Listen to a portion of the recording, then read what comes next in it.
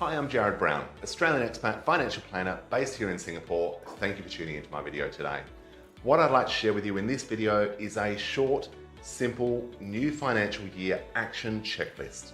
The financial year in Australia runs from the 1st of July to the 30th of June, so I've got plenty of time to plan, prepare, and optimize our Australian finances, even if we're living abroad. So let's dive right into some of the tips and things you should be thinking about as an Australian expat when it comes to the Australian financial year.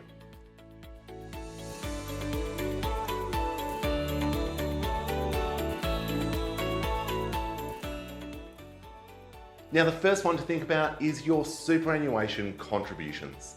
Did you make any contributions to your super fund in the last financial year? If your employer is contributing to your super fund, and now there are instances that even for expats this is the case, the super guarantee rate, that is the amount your employer contributes to your super fund, has gone from 10 to 10.5% at the beginning of this financial year.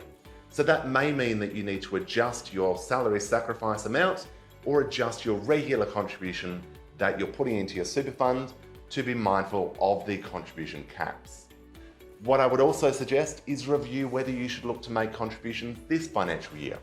That might be concessional, i.e. tax deductible, if you have other income in Australia, or it may be non-concessional, meaning after-tax money to simply bump up your Australian retirement funds.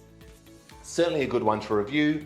Make sure you review your investments, review your fund, review any insurances that you've got inside your super fund as well, because it's a great time to do a bit of a health check when it comes to our Australian superannuation.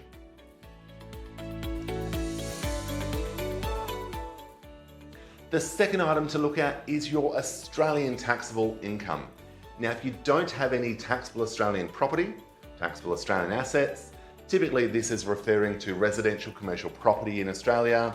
It could also be land, agricultural projects, commodities, mines, etc. But for most of us, it's going to be a rental property or an investment property portfolio that we have back in Australia. So review what your taxable income position was last financial year. Review if you have any options to reduce that taxable income. Have you considered depreciation reports? Are there any other deductions that you could have claimed for and should look to claim for this financial year? Remember that for the first dollar of taxable Australian income, as expats, as non-tax residents of Australia, we pay 32.5 cents. So for those of us that are living and working in Singapore, that is higher than the highest marginal tax rate. So certainly one to reduce and remove if you can, but certainly a good idea to at least review your options. Do also consider any land tax obligations that you have as well. Check out our previous video also on the Queensland tax change, because if you do own property in Queensland, a very important one for you to be aware of.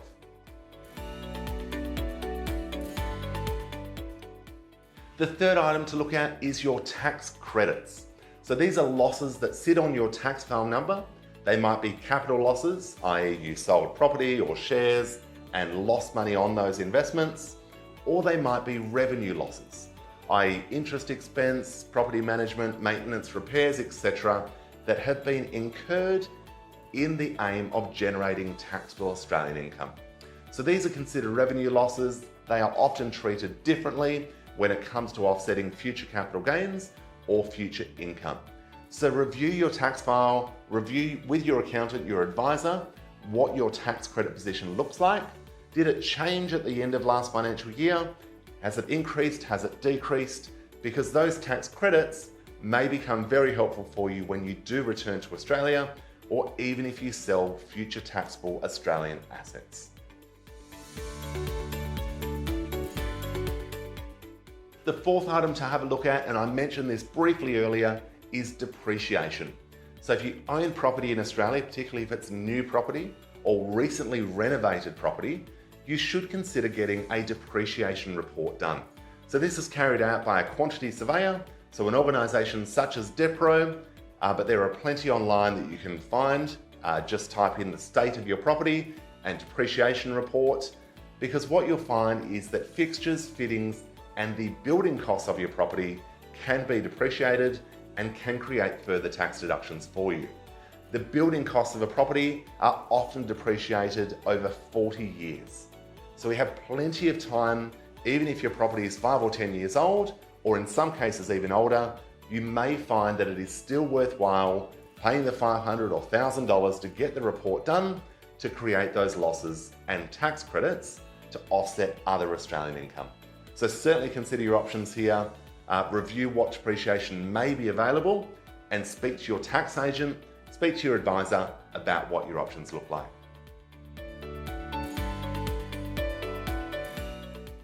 The final item to raise is to review any HECS or HELP debt.